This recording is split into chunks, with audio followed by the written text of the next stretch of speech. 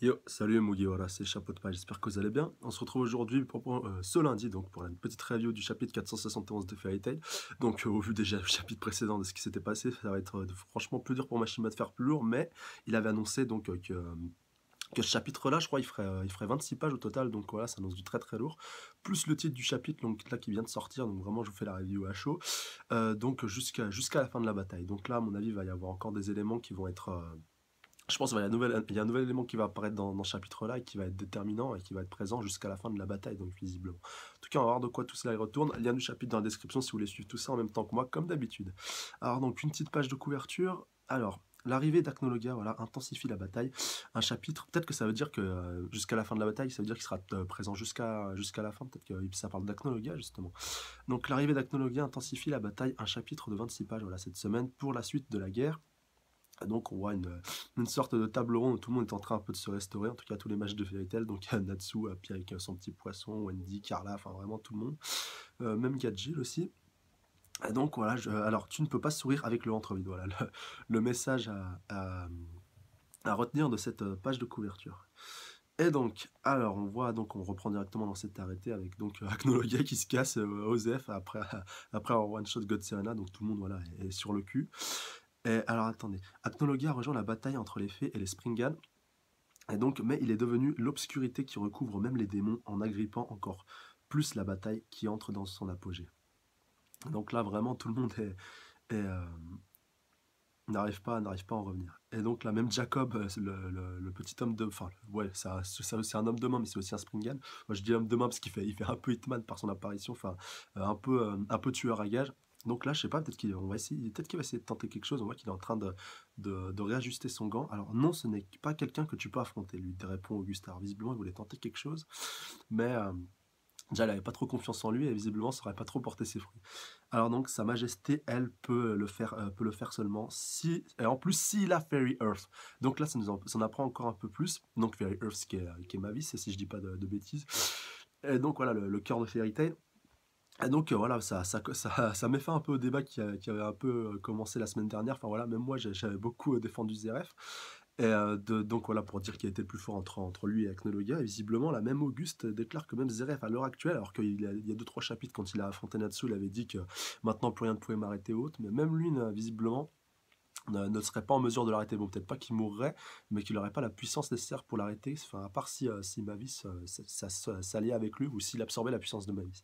Donc c'est quand même assez intéressant à souligner. Et puis même Auguste, qui lui quand même était quand même assez balèze comme nous l'avait présenté Makarov, même lui ne pourrait rien tenter visiblement face à Acnologia, en tout cas dans l'état actuel des choses. Et pourtant Acnologia, il a un bras en moins quand même. Donc voilà, ça montre bien la badassitude du mec. Donc nous devons nous dépêcher d'atteindre Fairy Tail, déclare Auguste, et offrir ce cœur à sa majesté. Le cœur? Donc quoi le... Ah, le cœur, donc oui, Mavis. Non, parce qu'en fait, il y avait juste... on passait à Natsu la case d'en dessous, et j'ai cru que ça faisait allusion à ça, mais non, pas du tout, ça faisait bien allusion à Mavis. Donc voilà, qui est un peu aussi l'enjeu de cette guerre enfin, j'allais dire au second degré, mais au premier plan, on va dire.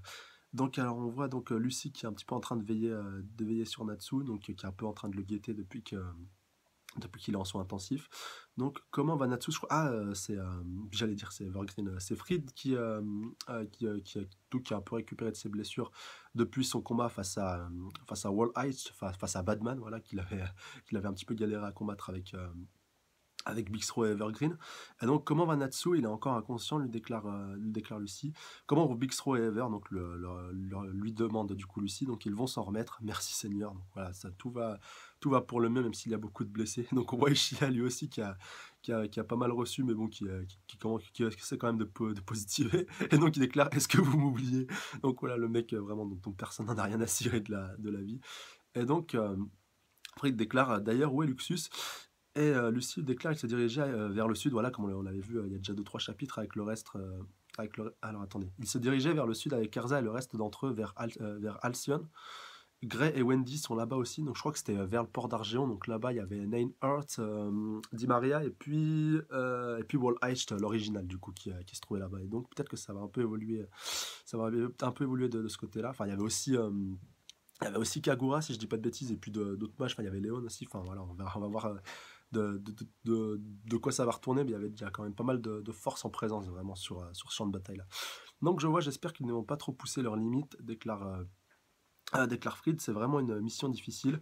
Non, oh je vois, je suppose plutôt que... Alors attendez, non, c'était vraiment une mission difficile, ça c'est Lucie qui lui dit.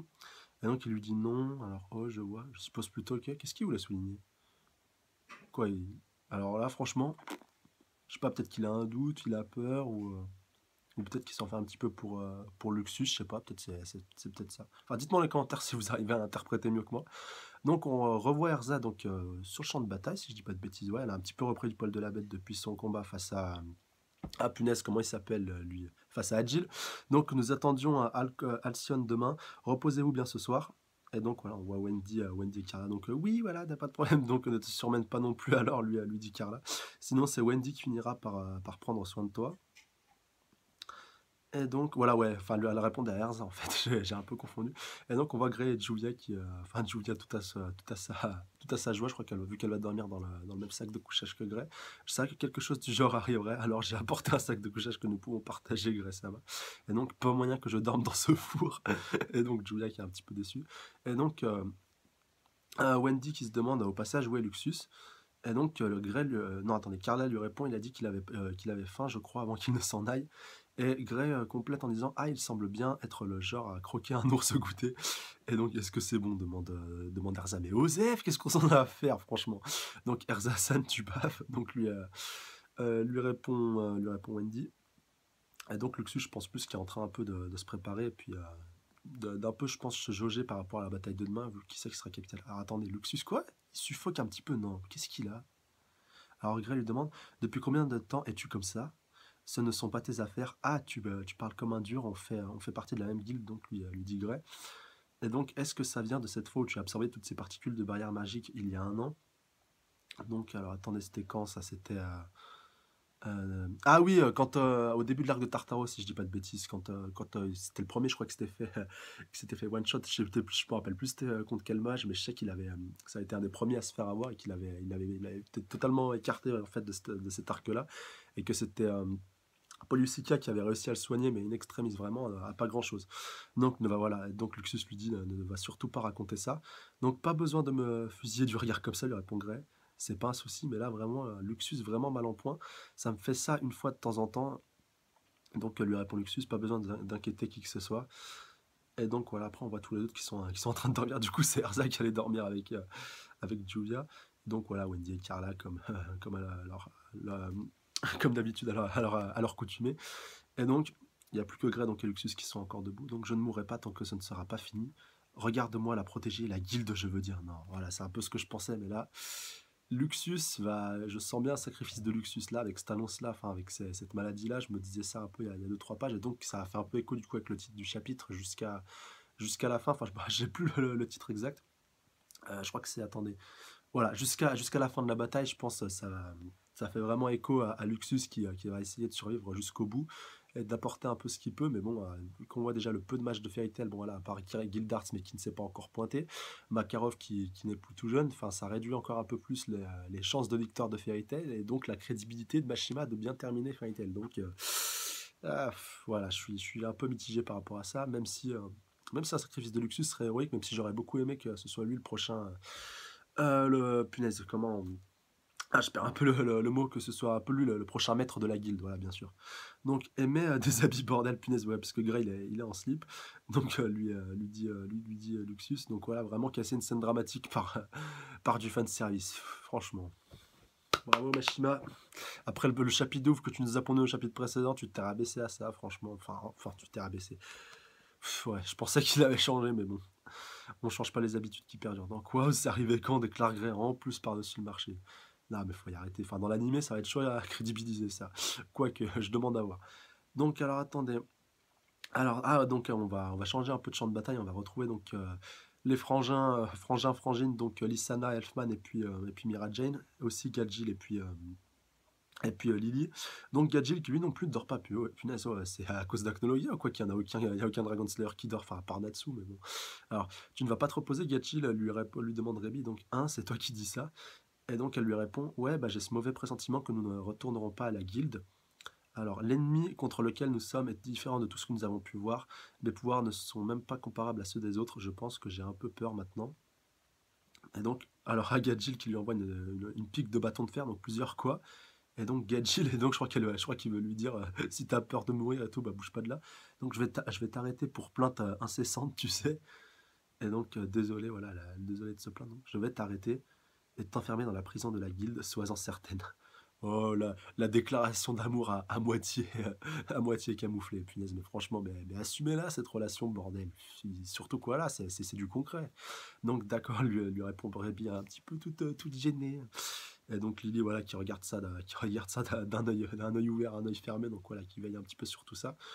Donc je crois que le jour se lève, donc la bataille va vraiment enfin pouvoir redémarrer, enfin le deuxième jour de cette guerre. Donc voilà, pour l'instant, on avait eu vraiment juste un chapitre de transition où vraiment on faisait le tour des différents champs de bataille avant la bataille, justement avant la bataille du coup, qu'on regardait un peu les forces en présence et les motivations et autres, ou autres d'ailleurs, ou les sentiments des différents personnages. Et là, franchement, j'espère que ça va bien se décanter pour cette fin de chapitre, vu qu'on a à peu près la moitié. Donc, sud de Fiore, donc voilà, on va revoir donc la suite de la bataille d'Argeon, voilà, bataille pour la libération d'Alcyone. Donc je crois que c'est peut-être une autre traduction, Alcyone pour Argeon. Corrigez-moi si c'est bien le cas dans les commentaires, enfin validez ou corrigez-moi. Donc Kagura déclare aujourd'hui est le jour où nous reprenons Alcyone pour sûr, en avant. Donc voilà, les troupes sont motivées, donc Di Maria et Wall H qui sont sur le pied de guerre. Donc après tout ce que j'ai fait hier, t'es vraiment quelqu'un qui rebondit vite, ouais c'est vrai, vu comment elle l'avait humilié, donc ça fait un peu marrer Wall H. Et donc elle continue en disant, mais peut-être que je vais essayer quelque chose de différent aujourd'hui. Et donc, elle a même pas le temps de terminer sa phrase que Cheria commence déjà à se servir de ses pouvoirs de Godslayer, donc avec une super attaque de dieu céleste, donc Tenjin no Boreas, donc de Boreas, voilà, du dieu du ciel, donc pour qui fait voler pas mal, on va dire, de sbires, comment ça s'appelle, comment on pourrait dire, d'antagonistes lambda vraiment au loin, enfin vraiment, elle lui coupe un peu le sifflet, c'est quoi cette gosse, donc ils sont tous un peu surpris, elle est vraiment balèze, bah, après pour une Gunslayer, pour une Godslayer, pardon, c'est pas étonnant. Donc Tenjin no, je crois qu'elle va encore enchaîner. Et la pauvre, oula, non, elle va avoir le même sort que Kagura dans le chapitre précédent 1. Donc maîtresse Di Maria, répondent donc les autres sbires, elle m'appartient. Et donc non, punaise, voilà, encore une scène de fanservice. Ah mais ouais, il a pas eu son quota encore avec ce qu'il y a eu dans ce chapitre, punaise. Et voilà, donc elle aussi qui se retrouve un peu comme Kagura, toute dévêtue. Et donc j'adore quand les jolies filles sont comme ça, lui dit Di Maria, c'est vraiment une sadique, celle-là encore pire que Brandish. Je vais la rendre aussi belle que celle d'hier. En tout cas, je l'espère. Mais peut-être pas aujourd'hui, t'es une soigneuse, n'est-ce pas? Et donc, t'es un problème, alors tu devrais peut-être mourir, non? Et donc, elle va l'enchaîner comme ça sans qu'elle puisse se défendre. Mais quelqu'un va intervenir. Et, alors attendez, ah bah Wendy, voilà.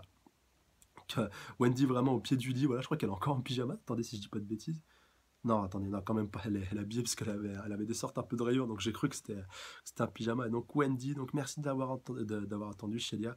Donc les Sœurs Célestes sont de retour, voilà, vu qu'on sait qu'avant donc que la guide de Fairy Tail ne se réunisse pour cet arc final. Wendy était partie donc à Blue Pegasus où elle avait beaucoup sympathisé avec Chelia. C'était devenue une bonne amie à elle. Et donc dit Maria qui est un petit peu énervée, qui dit est-ce que tu viens juste de me frapper au visage? Donc voilà, totalement vexé. Et donc tout le reste de Fairy Tail arrive donc avec Grey, avec Julia. Alors Léon, nous allons foncer vers l'avant. Donc Grey, voilà, même lui, il est un petit peu surpris, faisons ça vite. Et donc voilà, les autres garçons donc de la Miaskel aussi sont contents, puis de Blue Pegasus aussi, donc Julia. Donc elle est encore si mignonne. Donc voilà, Léon qui lui aussi a un petit penchant pour elle, visiblement que. Enfin, j'avais un petit peu oublié de le corriger dans les commentaires si ça avait déjà été montré. Donc que faites-vous ici? C'est notre combat au départ, alors vous nous aidez à régler nos problèmes. Donc voilà, ils sont tous un petit peu surpris. Et donc voilà, il le remercie quand même avec Erza, elle aussi, qui est sur le pied de guerre et qui est déjà en tenue de combat. Et donc voilà, qui allait rejoindre Kagura. Donc merci beaucoup, il les remercie donc tous, et puis Kagura qui est un petit peu surprise, donc Erza, et donc les deux vont certainement combattre ensemble. Donc après, à savoir face à qui, peut-être face à Wall Heist ou face à Di Maria, faudra voir. Donc suis-moi. Donc voilà, elle la remercie, oui. Oh oh oh, ils viennent de même à nous. Et donc voilà, on voit Wall Heist, et lui va très certainement se prendre Luxus, je lance les paris, c'est morveux de Fairy Tail. Et donc lui qui est un petit peu en scred, ouh, Luxus qui l'a littéralement assommé par derrière. C'est bien toi qui les as blessés, non? Donc là vraiment on voit qu'il est remonté à bloc. Encore une fois, super page. J'essaierai de vous la mettre en miniature si j'arrive à la choper en couleur, mais cette miniature, elle est magnifique. Donc mec, c'est quoi ton problème? Et donc, alors Wall H qui comprend pas vraiment du coup. Donc c'était mes amis. Donc après, peut-être qu'il sait pas encore qu'ils s'en sont tous remis, mais là, franchement, il est vraiment énormément énervé contre lui. Donc la fleur solitaire qui fleurit sur le champ de bataille uniquement pour le bien de ses camarades. Et donc le chapitre se termine là-dessus. Et le titre du prochain chapitre, voilà, sera Luxus vs Wall H. Donc on va vraiment se concentrer sur ce combat maintenant. Donc euh, on va dire fin du fight entre Acnologia et puis donc les quatre dieux d'Ishgar et puis donc Jacob et puis Auguste. Donc là on va lâcher un peu ce champ de bataille pour un petit moment. On va plutôt se concentrer donc sur les batailles principales. Donc là on va vraiment se concentrer sur la bataille du sud. Après je pense qu'on partira à l'est. Je sais plus si c'était à l'est ou au nord. Enfin bref, là où il y avait les frangins de Sabertooth et puis, punaise, je me rappelle plus comment il s'appelle le Springan qui était là-bas. Enfin bref, c'est pas important, je reviendrai dessus à ce moment précis. Je crois que non, Nine Hearts, c'est celui qui est encore planqué dans le bateau. Enfin bref. Ouais, je crois que c'est Bradman, oui, voilà, je crois que c'est ça. Donc voilà, celui qui avait une énorme armure et puis qui avait pas posé pas mal de problèmes. Donc je pense que lui va se retrouver face au frangin de Sabertooth et que ça va donner un bon combat. Je crois en plus que Lissana, Elfman et puis Mira Jane se dirigent aussi vers ce champ de bataille. Donc voilà, ça pourrait être vraiment très intéressant. Il faudra voir ce que ça pourra donner. Mais là, déjà, il y a une bonne bataille dans le sud. Il y a déjà 3 Springan à éclater en même temps. Donc franchement, ouais, un bon combat à suivre. Même si je pense que Neynhart qui attend encore dans... Enfin ça c'est ma petite théorie par rapport à la suite. Neynhart donc qui attend encore dans le bateau. Je pense qu'après le combat de Luxus contre Wall Eyes et puis donc de tout le reste des matchs de Fairy Tail avec les autres guildes face à Di Maria. Donc je pense quand même qu'ils vont gagner sans trop de difficulté, même si Luxus, je pense que c'est pas mal de force face à Wall H. Lui, après, il va se pointer donc Neynhart pour affronter Luxus et pour avoir donc un adversaire à sa taille, mais que Luxus, malheureusement, là, il déjà vu de par sa maladie et de par sa fatigue, ne pourra pas trop gérer. Donc à part si encore d'autres renforts qui arrivent, ça va peut-être... si vous voulez refaire basculer un peu la bataille après la victoire. Enfin, voilà, c'est assez courant quand il y a beaucoup de conflits, beaucoup de combats, enfin, après une victoire. Enfin, voilà, ça s'est déjà vu plusieurs fois. Et donc, donc aussi, ce chapitre fait aussi écho par rapport donc, au début, ce que je disais par rapport à Fried, que j'avais pas très bien compris. Donc oui, c'était bien par rapport à Luxus, il se doutait voilà, par rapport à sa maladie, je pense. Donc voilà, c'était pas étonnant vu que c'est un membre de la team Luxus et donc qu'il s'en faisait un petit peu, un petit peu du mauvais sang par rapport à lui et par rapport à la suite, du coup voir ça s'il allait tenir le coup et s'il allait donc y laisser la peau jusqu'à la fin de cette guerre. En tout cas voilà, donc dites-moi dans les commentaires si vous pensez que Luxus va claquer avant la fin de Fairy Tail ou est-ce qu'il va réussir à être soigné in extremis de sa maladie qui est un petit peu incurable maintenant qu'on a l'impression, maintenant qu'on le voit un petit peu, enfin c'est vraiment ce que Machiman a voulu nous montrer dans ce chapitre-là. Donc laissez-moi vous avis dans les commentaires par rapport à tout ça. Donc comme d'hab, n'hésitez pas à mettre un petit pouce bleu si ces très beaux chapitres vous ont plu, commentez, partagez, et surtout abonnez-vous à la chaîne pour plus de reviews. Sur ce, je vous laisse passer une excellente semaine, prenez soin de vous, salut à tous, sayonara.